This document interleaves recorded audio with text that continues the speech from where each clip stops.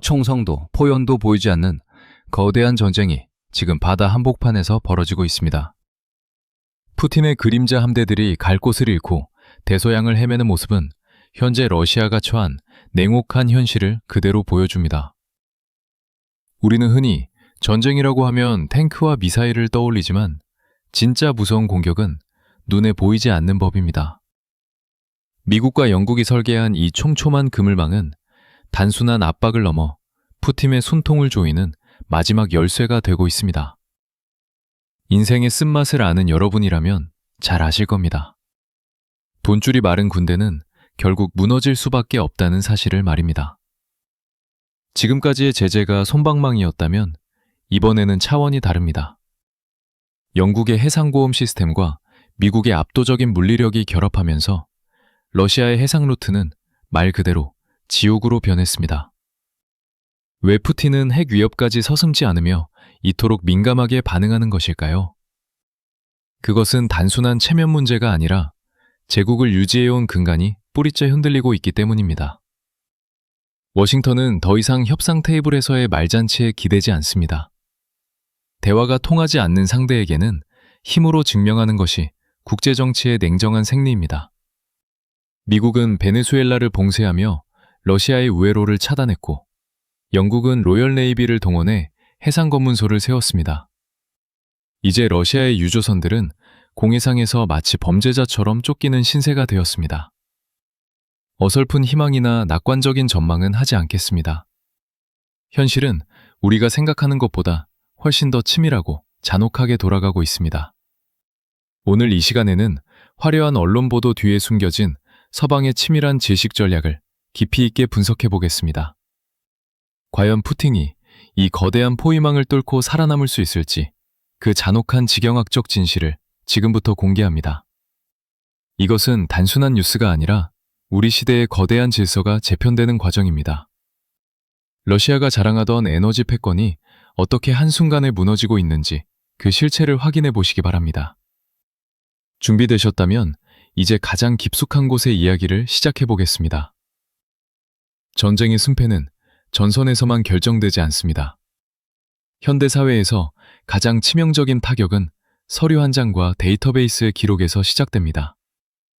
영국이 러시아의 액화 천연가스 수출에 대한 해상 서비스 금지를 선언한 것은 푸틴의 가장 아픈 구석을 정확히 꿰뚫은 신의 한 수였습니다.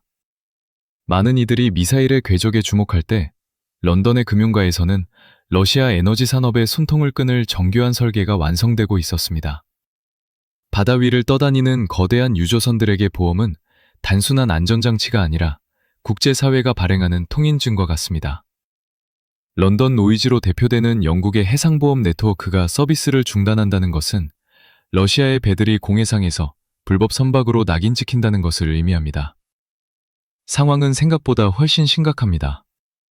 러시아가 야심차게 추진해온 북극해의 야말 LNG 프로젝트를 들여다보십시오. 혹독한 얼음을 깨고 나아가야 하는 이 프로젝트에는 아크 7급이라는 특수 쇄빈 유조선 15대가 투입되어 있습니다.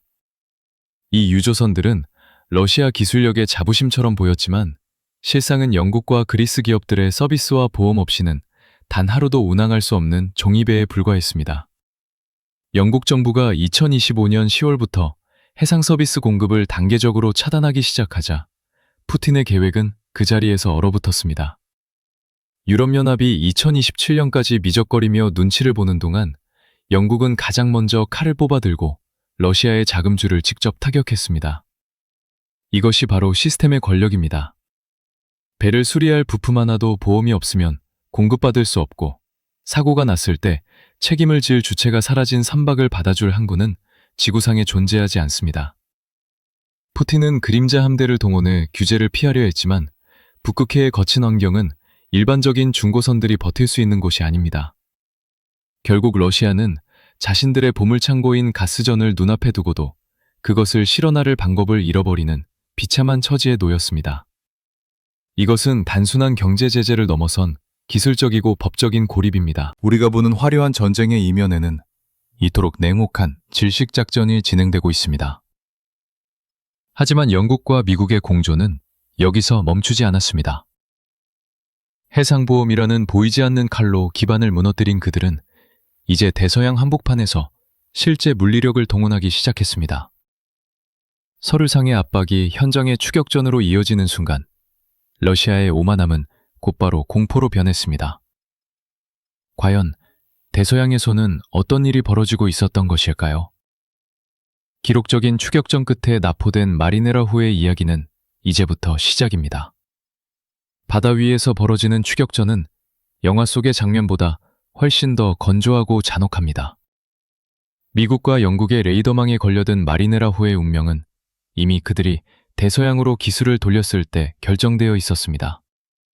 과거 B-11이라는 이름으로 불리며 불법 유류를 실어 나르던 이 유조선은 국제사회의 감시를 피하기 위해 끊임없이 이름과 국적을 세탁해온 러시아 그림자 함대의 전형적인 모습이었습니다. 인생의 파고를 넘어온 여러분이라면 이미 직감하셨을 겁니다. 정체를 숨기고 어둠 속을 항해하는 자들에게 가장 무서운 적은 바로 끝까지 포기하지 않는 사냥개의 집요함이라는 사실을 말입니다. 미 해양경비대와 해군이 이 선박을 멈추려 했을 때 러시아는 아주 뻔뻔한 도박을 시도했습니다. 추격전이 벌어지는 도중 배의 이름을 마리네라로 바꾸고 러시아 국기를 개양하며 자신들의 영토나 다름없다는 법적 방패를 내세운 것입니다. 하지만 워싱턴의 결단은 단호했습니다. 국기를 바꾼다고 해서 그 안에 실린 불법의 증거들이 사라지는 것은 아니며 미국의 인내심은 이미 한계를 넘어서 있었습니다. 약 2주간에 걸친 대서양에서의 숨막히는 추격전은 단순한 속도 싸움이 아니라 서로의 의지를 시험하는 고도의 심리전이었습니다. 러시아는 인근의 잠수함과 호위함을 배치하며 무력 시위를 벌였지만 미국은 눈 하나 깜짝하지 않고 포위망을 좁혀갔습니다. 결국 마리네라호는 공해상에서 미군에 의해 납포되었습니다. 러시아가 자랑하던 법적 방패와 군사적 위협은 실제 행동력 앞에서 아무런 힘을 발휘하지 못했습니다. 이 사건은 전 세계에 아주 강력한 메시지를 던졌습니다. 러시아의 국기를 달고 있다고 해서 더 이상 안전을 보장받을 수 없으며 그림자 속에 숨는 행위 자체가 이제는 스스로를 표적으로 만드는 어리석은 짓이 되었다는 점입니다. 푸틴의 전략적 자산이라고 믿었던 함대들이 하나둘씩 사냥당하는 모습은 러시아의 해상 지배력이 얼마나 허망하게 무너지고 있는지를 여실히 증명합니다. 이것은 시작에 불과했습니다. 마리네라호가 납포되던 같은 날, 카리브해에서는 또 다른 대형 유조선인 MT 소피아가 미영 연합군의 손에 떨어졌습니다. 이제 전 세계의 바다는 러시아에게 가장 위험한 전쟁터가 되었습니다. 하지만 진짜 공포는 바다 위에만 있는 것이 아닙니다. 러시아를 지탱해온 마지막 경제적 동맹들마저 등을 돌리게 만들 미국의 잔혹한 경제 폭탄이 곧 투하될 준비를 마쳤기 때문입니다. 과연 500%라는 경이로운 관세가 의미하는 바는 무엇일까요? 유럽연합이 회의실에 모여 제재의 수위를 저울질할 때 런던은 이미 칼을 갈고 있었습니다. 브뤼셀의 관료들이 2027년이라는 먼 미래의 로드맵을 이야기하는 동안 영국의 왕립공군과 해군은 카리브해 위에서 미국의 작전을 실시간으로 지원했습니다. 앵글로색슨 동맹이라 불리는 미국과 영국의 결속은 단순히 서류상의 약속이 아니라 피로 맺어진 실전적인 행동력에서 그 저력이 나옵니다. 사회 경험이 풍부한 여러분이라면 이미 눈치채셨을 겁니다. 위기의 순간에 회의만 거듭하는 조직과 즉각적으로 행동에 나서는 조직 중 누가 진정으로 판을 주도하는지를 말입니다. 영국 국방장관 존 힐리가 확인해 주었듯이 마리메라호와 MT 소피아호를 추격하고 납포하는 과정에서 영국의 정보력과 군사기술은 결정적인 역할을 했습니다. 영국은 자신들이 가진 해상 서비스와 보험 시스템을 무기로 활용하는 데 주저함이 없었으며 이는 결국 러시아의 경제적 혈관을 끊어놓는 결과로 이어졌습니다. 반면 유럽연합은 여전히 러시아산 가스에 의존하며 결단을 내리지 못한 채 푸틴에게 전쟁 자금을 상납하는 모순적인 태도를 보이고 있습니다. 런던은 알고 있습니다. 전쟁에서 가장 비싼 비용은 바로 망설임이며 적에게 시간을 주는 것이야말로 가장 치명적인 실수라는 사실을 말입니다. 영국이 이토록 잔혹하리만큼 결단력 있게 움직이는 이유는 명확합니다. 그들은 국제 질서의 재편 과정에서 자신들이 차지해야 할 자리가 어디인지 정확히 이해하고 있기 때문입니다. 이제 러시아는 단순히 미국이라는 거대한 벽을 마주하는 것이 아니라 수백 년간 바다를 지배해온 영국의 노련한 사냥 기술과도 싸워야 하는 처지가 되었습니다. 하지만 바다 위에서의 포위망이 전부는 아닙니다. 워싱턴은 이제 바다를 넘어 전 세계의 경제 지도를 송두리째 바꿀 더 거대한 폭탄을 준비하고 있습니다. 과연 푸틴의 우방이라 자처하던 국가들이 500%라는 경이로운 관세 폭탄 앞에서도 의리를 지킬 수 있을까요? 도널드 트럼프가 린지 그레이엄 상원의원의 제안에 초록불을 켰다는 소식은 국제 금융시장에 투하된 핵폭탄과 다름없습니다. 협상은 이제 끝났습니다. 미국이 예고한 500%의 관세는 단순한 경제적 제재를 넘어 러시아의 에너지 고객들을 향한 최후 통첩이자 거대한 생존의 시험대입니다. 사회생활을 오래 하신 분들이라면 누구나 공감할 만한 진리가 하나 있습니다. 세상에 공짜 점심은 없으며 특히 강대국 간의 이권 다툼에서 중립을 지키는 비용은 때때로 승전국이 치르는 비용보다 더 비싸다는 사실입니다. 현재 러시아 석유 수출의 70% 이상을 받아내고 있는 인도와 중국에게 이보다 더 잔인한 선택지는 존재하지 않습니다. 그동안 그들은 러시아로부터 저렴한 에너지를 공급받으며 미국과의 무역에서도 이익을 챙기는 이른바 회색지대의 달콤함을 즐겨왔습니다. 하지만 워싱턴이 준비한 이 새로운 법안은 그런 영리한 이중 플레이를 원천적으로 봉쇄하겠다는 의지를 담고 있습니다.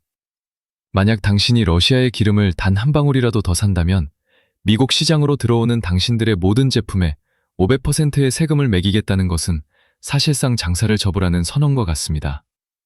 인도의 IT 서비스나 중국의 저가 공산품이 미국 시장에서 5배나 비싼 가격으로 경쟁력을 유지할 수 있을까요?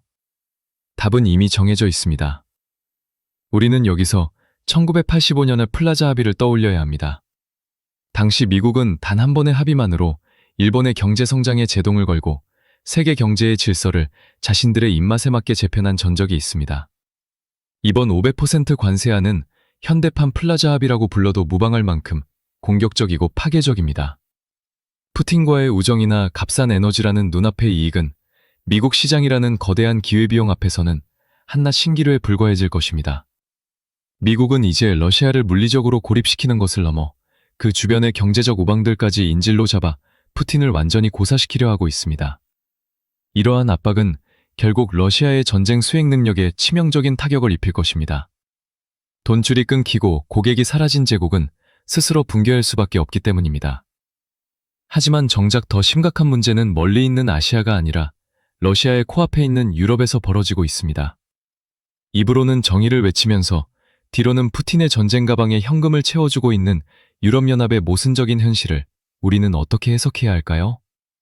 그들이 무심코 결제한 가스대금이 어떻게 우크라이나의 하늘을 뒤덮는 자폭드론으로 변해 돌아오는지 그 충격적인 실상을 파헤쳐 보겠습니다. 유럽연합이 말하는 평화는 가끔 너무나 허망하게 들립니다.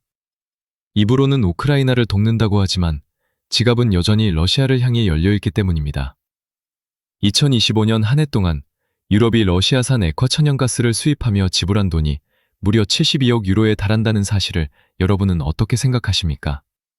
사회생활의 쓴맛을 아는 분들이라면 이 상황이 얼마나 기만적인지 금방 눈치채실 겁니다. 이 거대한 자금은 단순히 가스값이 아니라 우크라이나의 하늘을 뒤덮는 자폭드론 샤헤드 27만 대를 제작할 수 있는 천문학적인 액수와 맞먹습니다. 한쪽에서는 민주주의를 수호한다며 연설을 하고 다른 한쪽에서는 그 민주주의를 파괴할 드론의 제작비를 입금해주는 이 모순이야말로 현재 유럽이 처한 비극적인 민낯입니다. 적에 발을 묶겠다면서 그 적에게 달리기 좋은 신발을 사주는 꼴입니다. 영국이 이미 해상 서비스와 보험을 차단하며 러시아의 숨통을 조이는 동안 브뤼셀의 관료들은 2027년이라는 한가로운 일정표를 만지작거리고 있습니다. 지금 당장 집에 불이 났는데 2년 뒤에 서방차를 부르겠다는 태도가 과연 합리적인 결정이라고 볼 수 있겠습니까? 러시아의 야말 프로젝트에서 생산된 가스가 유럽의 항구를 거쳐 전 세계로 팔려나갈 때마다 푸틴의 전쟁 기계는 더욱 정교하고 강력하게 돌아가고 있습니다.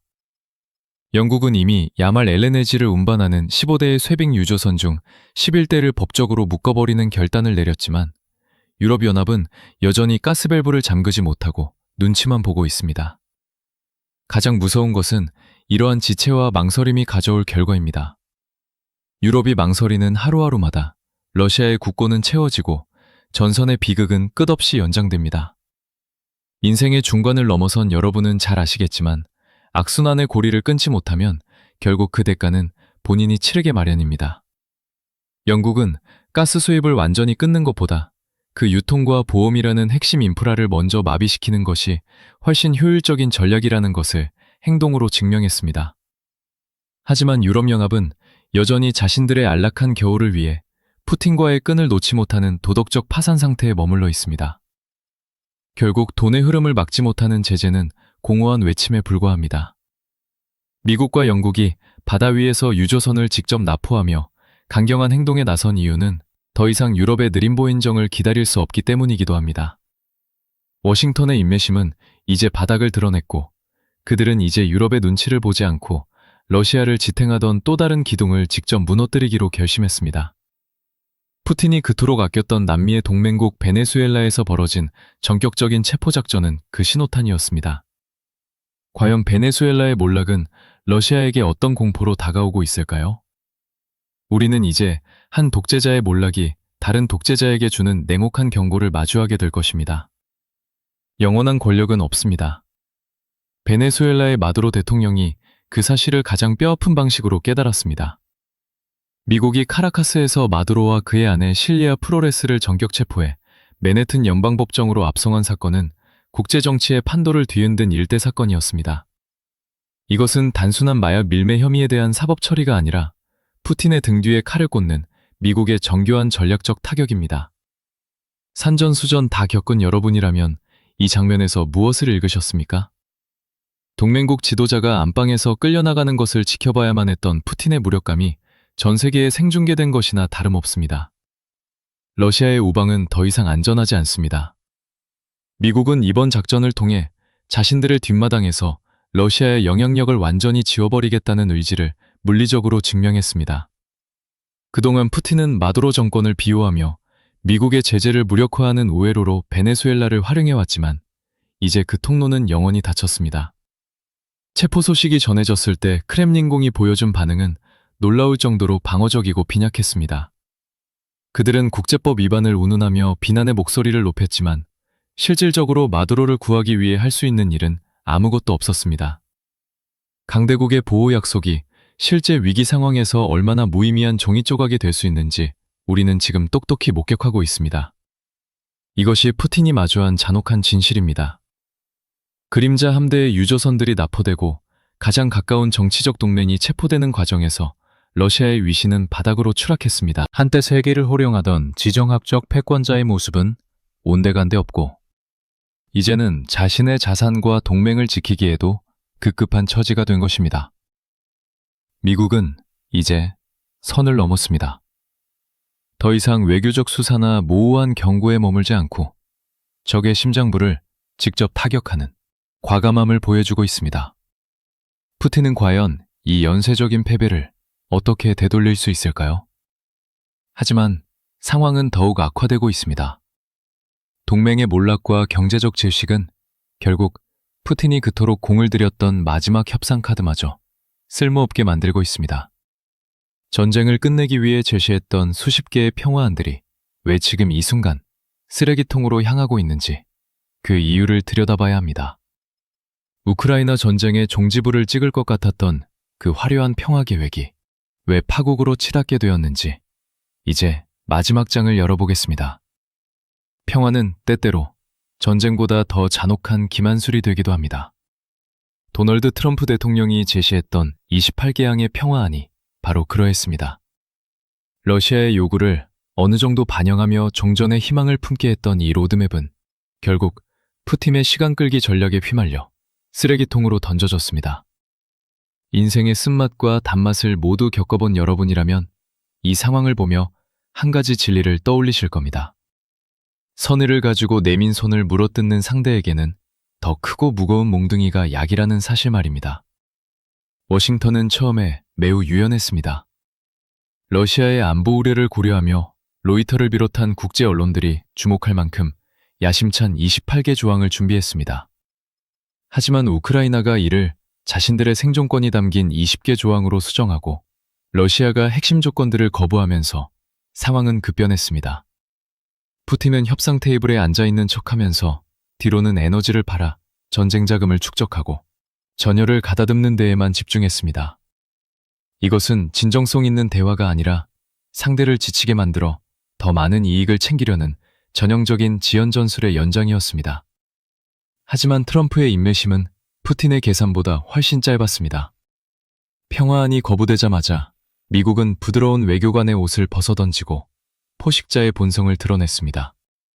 우리가 앞서 목격한 해상봉쇄와 그림자 함대에 대한 전격적인 납포 작전은 단순한 돌발 행동이 아니라 평화안이 결렬된 것에 대한 미국의 공식적인 대답입니다. 대화로 해결할 기회를 줬을 때 잡지 않은 대가는 러시아의 해상 루트 폐쇄와 핵심 우방국인 베네수엘라의 붕괴라는 결과로 돌아왔습니다. 이제 워싱턴의 메시지는 명확합니다. 협상을 거부한 대가는 전쟁터에서의 승리보다 더 비싼 경제적 파멸이 될 것이라는 경고입니다. 푸틴은 지금 이 순간에도 최후의 승리를 장담하며 시간을 벌고 있을지 모릅니다. 그러나 그가 간과한 것이 있습니다. 이제 이 전쟁은 청칼의 대결을 넘어 전 세계 에너지 공급망과 금융 시스템을 장악한 자들의 처절한 응징으로 변했습니다. 러시아가 자랑하던 지전력적 자산들이 하나둘씩 사라지는 지금, 평화라는 이름의 환상은 거치고 냉혹한 패배의 그림자가 크렘린궁을 덮치고 있습니다. 과연 이 거대한 폭풍의 끝에서 우리는 어떤 세상을 마주하게 될까요? 이제 이 모든 지경학적 비극이 우리에게 던지는 최종적인 결론을 정리해 보겠습니다. 결국 전쟁의 승패는 전선이 아닌 시스템의 장악력에서 갈리고 있습니다. 총성 없는 이 거대한 질식작전은 푸틴이 구축해온 에너지 제국의 근간을 완전히 무너뜨리고 있습니다. 우리는 오늘 미국과 영국의 앵글로색슨 동맹이 어떻게 보이지 않는 손으로 러시아의 목을 조이고 있는지 그 냉혹한 진실을 확인했습니다. 인생의 무게를 아는 여러분이라면 이 상황이 주는 교훈을 결코 가볍게 넘기지 않으실 겁니다. 기회가 주어졌을 때 변화하지 못한 자에게 돌아오는 것은 오직 철저한 고립과 파멸뿐이라는 사실을 말입니다. 러시아의 그림자 함대는 이제 바다 위의 유령이 되었고 베네수엘라라는 든든한 방패마저 사라졌습니다.